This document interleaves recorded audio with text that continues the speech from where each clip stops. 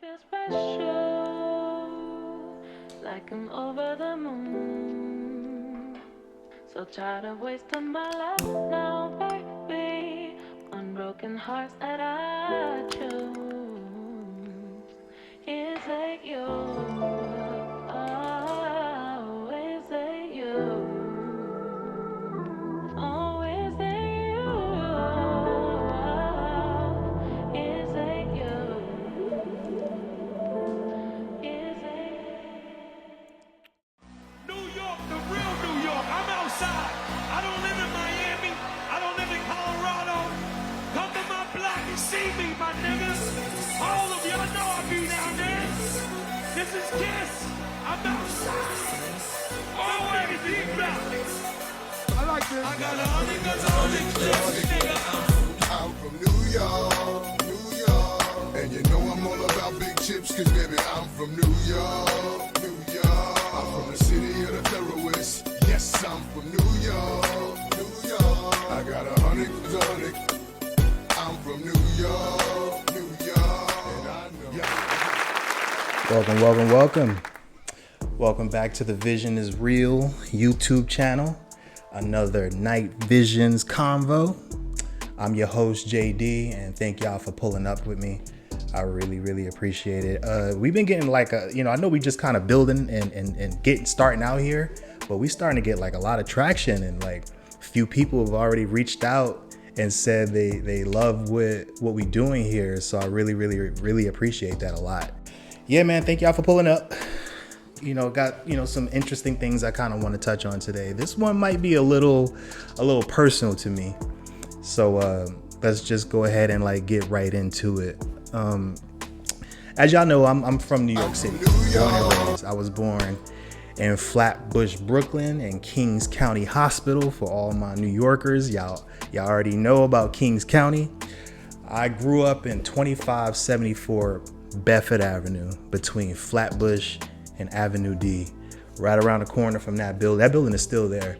Right around the corner from that building is Bona Pizza. That's my first slice of pizza when I hit the planet. And I think that pizzeria is still there. I haven't been in that neighborhood in a while, but I think that pizzeria is still over there.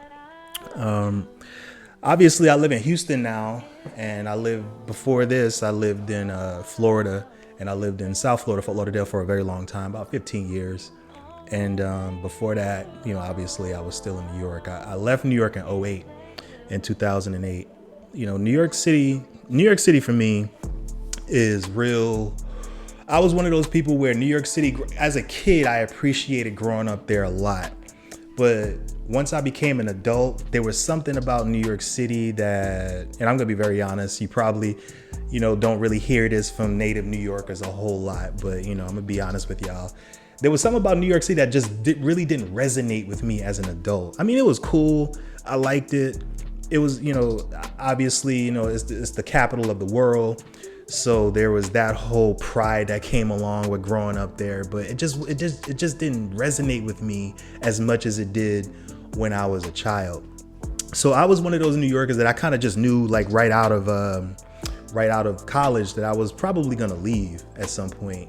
And it just took me a little, and I got out of college around 22, 23, and I ended up leaving New York City when I was about 28 in 2008.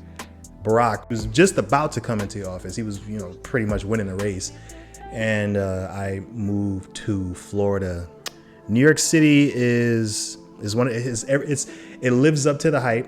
It's everything that y'all would think it is. I really enjoyed it, man. I really enjoyed my childhood there. It was gritty. That 1980s upbringing really kind of stays with you. Anybody who grew up as an 80s baby and the 90s raised you, you kind of know that we grew up tough. We grew up gritty. We learned a lot real quick. And growing up in those days in New York City, by the time you like 10 or 11 years old, you basically an adult, especially in those days. And it was really tough. Obviously, it was really dangerous, but we still had a lot of fun. All my New Yorkers who grew up during those times really know what's up, man. Like, it was tough. It was dangerous, especially growing up in the hood. But we made it through. I remember all the games we used to play outside. Outside was everything. I know the younger kids nowadays, especially Gen Z, hear adults saying that a lot. You know what I'm saying? We created outside, and we really did. The push back in those days, the push was to get through the school year so we can just be outside all summer. We was literally outside from sun up to sundown. I remember falling asleep with my friends on the stoop because we just didn't want to go in the house. I remember my mom screaming from the balcony like, yo, get in the house and get in the bath, because we just never wanted to be in the house. There wasn't as much to do. There wasn't nothing to do in the house like they got now. What do we have? Like 4 or 5, maybe 6 channels back in the day on the TV. So outside was everything, man. But New York is also a really tough place. You know, it's obviously as lively as it is, it's also very dangerous, especially back in those days. I remember, you know, I've been in stores while it was getting stuck up. You know, the gunshots, being a kid, you know, the corner boys and the drugs and the gangs in those days. It was all really, really tough. But it was also it can also be a very beautiful, action-packed place too.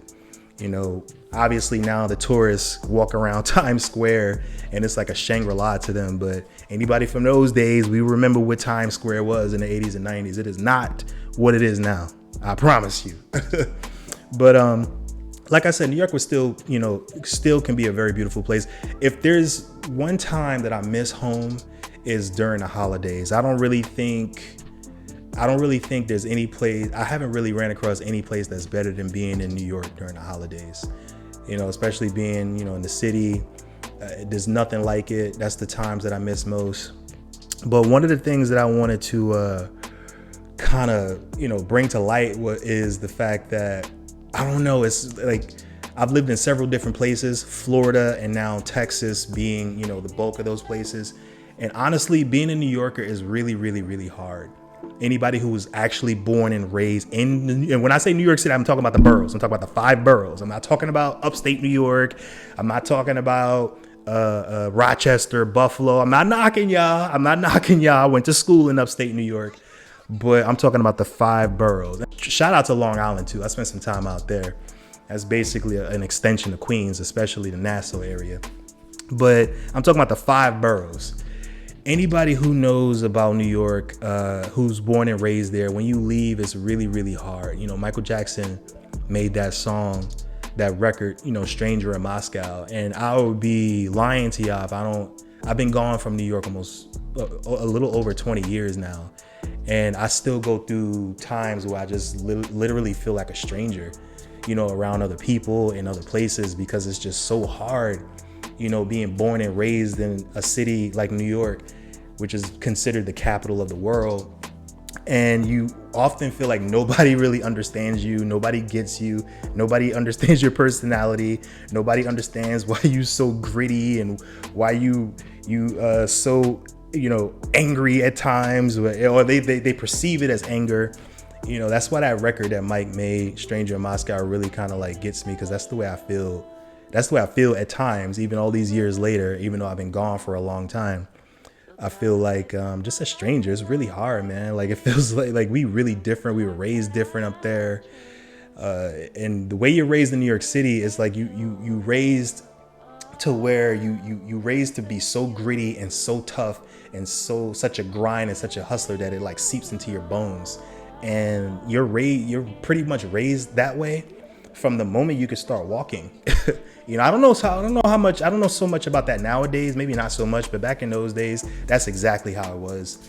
So even today, man, it's really tough being around other people from other places, because, you know, that New York City is real funny, because I can tell a person that I was living in Florida. I've lived in Florida for like 15 years, almost 20 years. As soon as they hear that I was born and raised in New York, they skip over the Florida part, and all they want to hear is New York City. They just want to know about how I grew up, where I grew up, and all that. They don't want to know anything. I'm like, you don't want to know anything about Florida? They're like, nah, you know, it's hot and Mickey's down there. I'm like, okay, it's a little bit more than that, but I get it. But it's really tough. And I think a lot of New Yorkers that's moved to different places, especially, you know, if they move to, you know, North Carolina, Florida, even here in Texas, I think a lot of New Yorkers would understand where I'm coming from.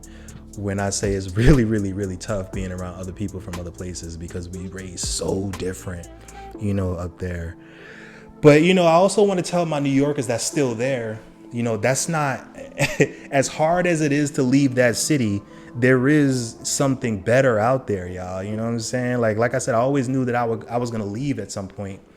And I'm kind of glad I did. When I went to college in upstate New York, that gave me my first exposure to wow, there's something else outside of the 5 boroughs. There's a better standard of living.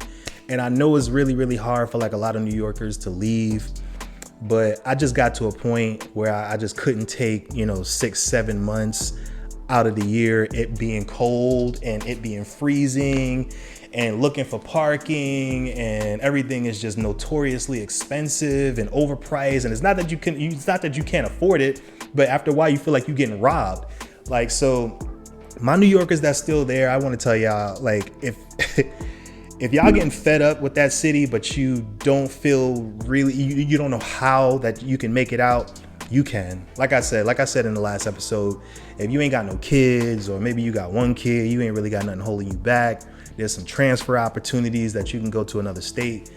Just do it. You know what I'm saying? If the city is getting a little too, especially when you older, New York City to me nowadays is what we say a young man's sport. It's a young person's city. If you 30 and older, I mean, how much going out are you really doing at this point? Especially with, prices of everything. I know all y'all chasing the happy hours, and y'all ain't really enjoying New York City and all that it has to offer anyway. So how much? And we see we see all the posts and the memes. Oh, I just be in a house. It's you paying all that rent, and you putting up with all that cold weather and all that dreary living just to be in a house. Come on, man, get out of there. Come on, South. Come on to the South, or wherever. It doesn't even have to be the South. Just somewhere where there's a better standard of living, where you ain't got to circle the block all the time to find parking or something like that. I kind of wanted to put that out there. I don't really want to get into too many details. We this is the internet age. You guys can look up what and how to move. I'm just saying, you don't have to be scared. I'm one of y'all. I'm one of you. You can move, you can leave. It doesn't take a whole lot. 99% of the time, it's only fear holding people back anyway. And so yeah, get out of there. Hit me up directly. My email is in the description. Hit me up directly if you want some more pointers on how to get up out of there. I always love New York City for what it instilled in me. But I just, like I said earlier, I always kind of knew that my individual personality has better served me being in the South.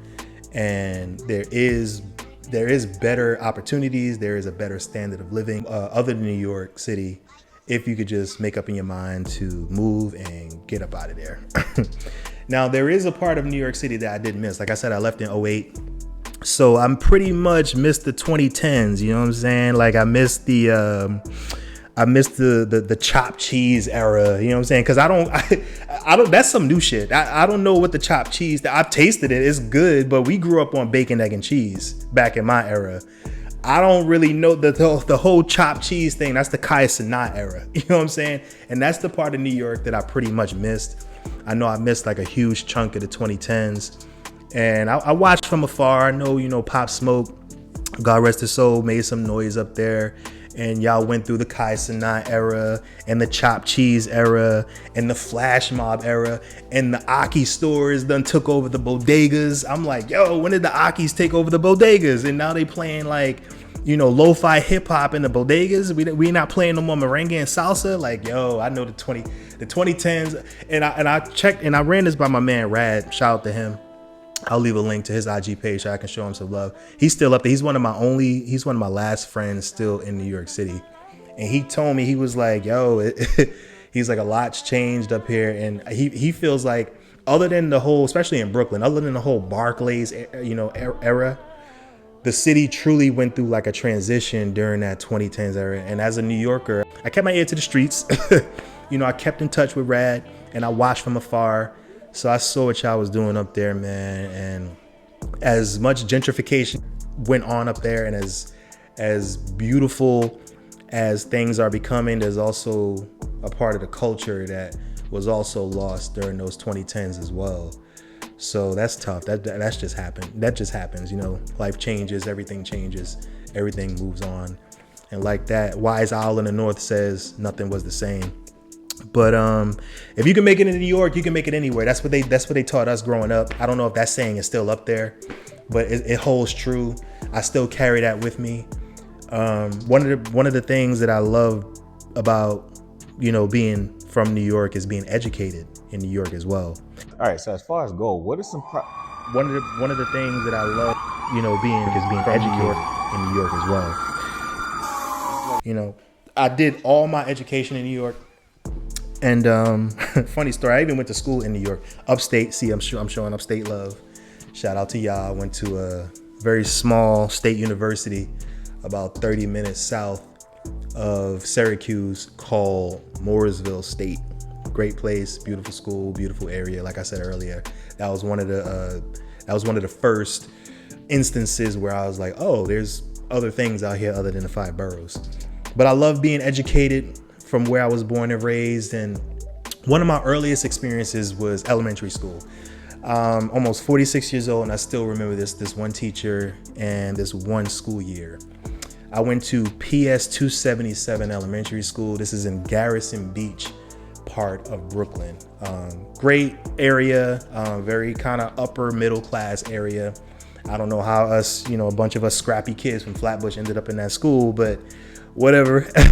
But one of the instances that I remember about being from going to that school was my 3rd grade teacher, Mr. Brooks.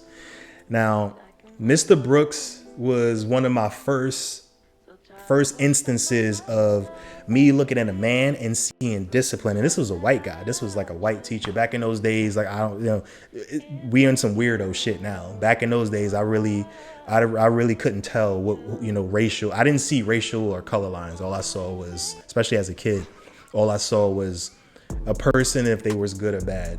And that school was great. But I remember Mr. Brooks because he was such a great teacher. He was a former Marine. And how he ended up teaching a bunch of 3rd graders in Garrison Beach, Brooklyn, I'll never know, but I'm glad he did, because he was one of those first examples of discipline. Because I'll never forget our first 2 weeks of school, 3rd grade year. It's almost like he put us through his own form of boot camp those first 2 weeks, because he was strict. He yelled at us. He cursed at us. He made us line up like soldiers. He made us act like soldiers for those first 2 weeks. It was almost like we were soldiers in boot camp. But after those 2 weeks, he turned into a teddy bear. He turned into a teddy bear. He was like all of our dad. He was like a father figure in the classroom. It's almost like now in hindsight, I'm like, okay, he was using his soldier aspects to break us down and then build us back up. Because after that, by the end of that 3rd grade year, we won all the school awards. We got the piece. We won the pizza party. We won the school field trip of the year. We won all the awards that they give out in elementary school. So it's like he trained us to be great. He trained us to be disciplined, and he trained us really, really early on to be high functioning adults one day. And I don't even know if he's still alive. Like I said, PS 277, Mr. Brooks, if you're still alive, man, if you're still out there, I salute you. I still remember you to this day. You probably don't remember me, but it was from your early examples that kind of set the course on why I strive every day. Even though I stumble, I strive every day to maintain those disciplines that you instilled in us in 3rd grade. So that, I appreciate you, man. Juan, could you come here? I thought maybe you could help me out. I packed too much. Take us down to the cafeteria, get yourself something to drink from the machine. Thank you. Crystal, you got a second? What's up with Duquan? Gave him some new clothes. I was expecting. You might have lost him. That fast? It weren't that. His people take his clothes, sell it on the corners. You kidding? No, sir. Everybody knows. Juan, can you come with me, please? What'd I do? Get here early. I'll let you in and you can shower. My dirty clothes. Put them in this bag. Leave it in the locker. I'll bring them home and wash them. Go ahead and get cleaned up. You'll be late for class.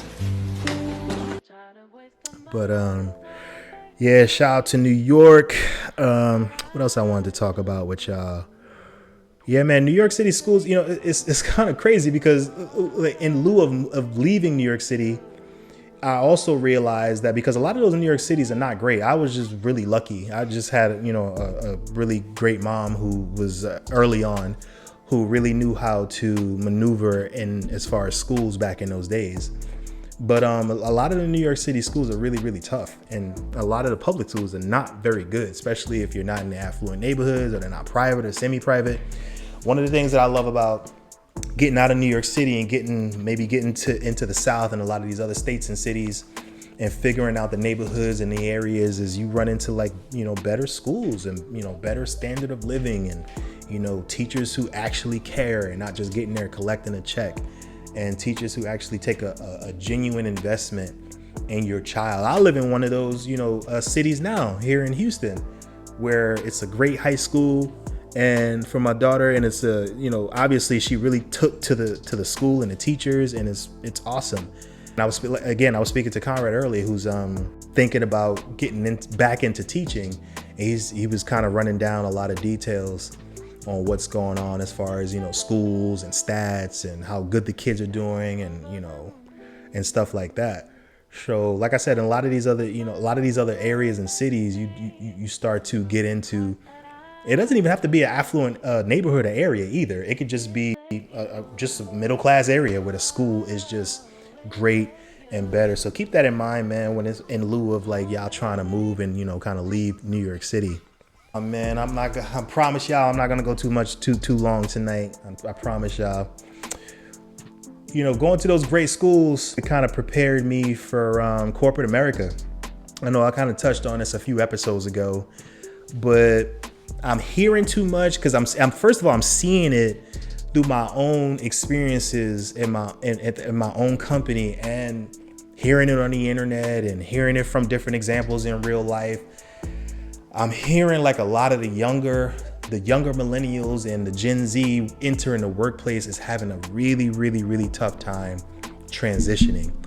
And one of the biggest things that I mentioned earlier, a few episodes ago, is aside from your degree, aside from whatever certifications, aside from your knowledge, you need to, when you enter whatever field, you need to be a cultural fit. And I threw this out there. I remember I was, conversing with somebody on YouTube, and they was like, "Could you explain what that means?" And it's like, you can Google it. You can enter that question in AI. You can pull up different YouTube videos. You need to be a cultural fit. How can I put this? These jobs don't really, especially nowadays, especially with technology and AI where it is, these jobs do not care about how much you know. These jobs do not care about your degree. They do not care about your knowledge. First of all, they don't care because when I say cultural fit, when you get to this workplace, they want you to do things their way, not what you know, not what you learned or what you got certified in. Unless you're like a doctor or something, whatever company you go to, they're gonna be like, okay, it's great, you qualified, now learn it. Now we're gonna teach you how to do it our way. That's what we mean by cultural fit.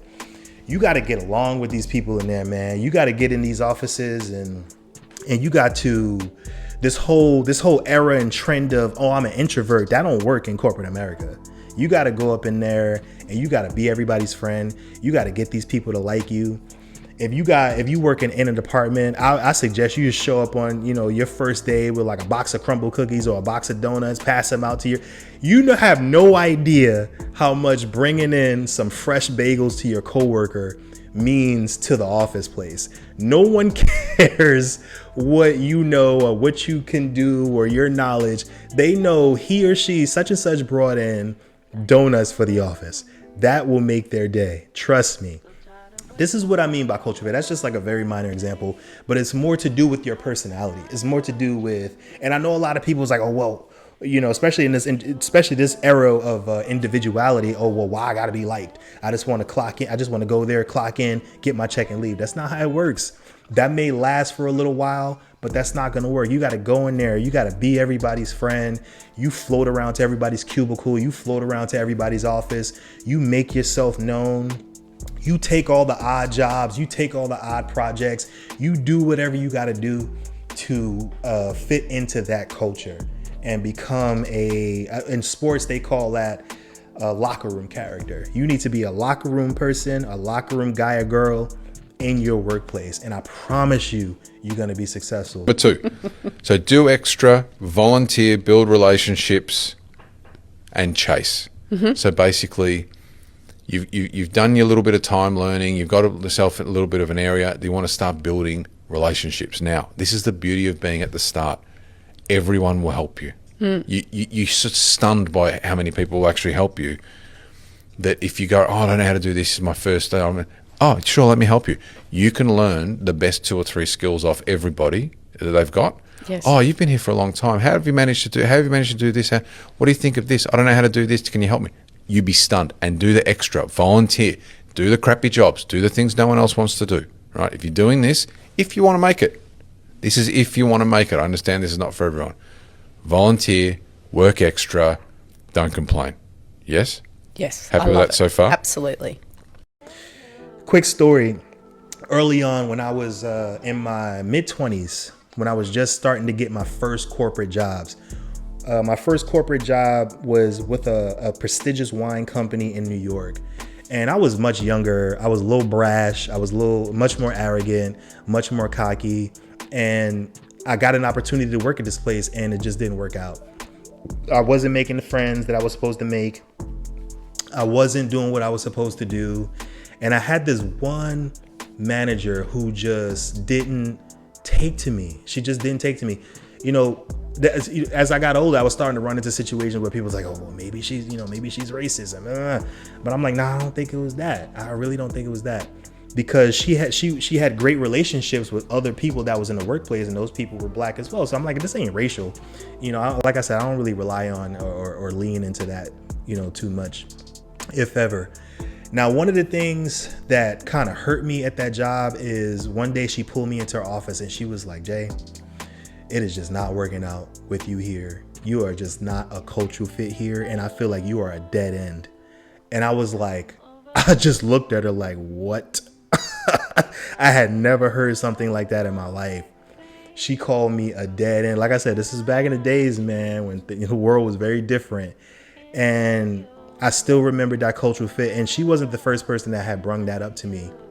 I had heard that before. But like I said, this was my first corporate job. And ever since then, I just went about the business of, changing my mindset, changing how obviously, by the time I got to my next situation, I ended up working for another extremely prestigious wine company in New York. And I changed my entire outlook on the workplace. I changed my entire, mindset on the workplace. And I ended up being extremely successful, learned a lot, and working for that particular prestigious wine company ended up changing my entire outlook and my entire culture and my entire life. And that's what I mean, man. That's what I mean, y'all, when I say, y'all really got to be a cultural fit. Again, I can speak about this forever. I may end up making another episode just on corporate cultural fit because y'all about to enter the workplace and I want y'all to be successful. I want y'all to be as successful and do better than me, better than I've done.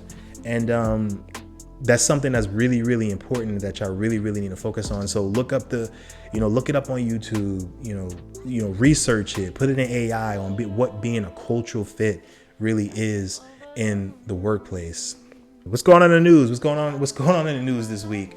It's winter. It looks like, winter's here, y'all. Winter is upon us all across the country. It's cold. It's even cold here in Houston. I think we hit the lowest is going to get this week is in the 20s overnight. It's going to be really, really cold, but one of the things I like about winter, and especially after being in Florida for so long, one of the things about that I love about winter is that you can get dressed. You can start getting dressed again. And I love living here in Houston where I'm actually in a city that has seasons because it gives me a chance to start getting dressed. Like I said, I'm a New Yorker, so I love, getting fresh, as they say. And I've really, really enjoyed that. So everybody stay warm. Everybody stay safe. everybody stay off the roads if you can. You know, those roads are real slick out there. Black ice ain't no joke. And I think that's it, man. I wanted to keep it real brief today, but I hope I provided some value with my stories. And like I said, man, thanks for pulling up. And I want everybody to stay warm and stay fresh. I'm out. You make me feel special, like I'm over the moon. So tired of wasting my love now, baby. Unbroken hearts that I choose.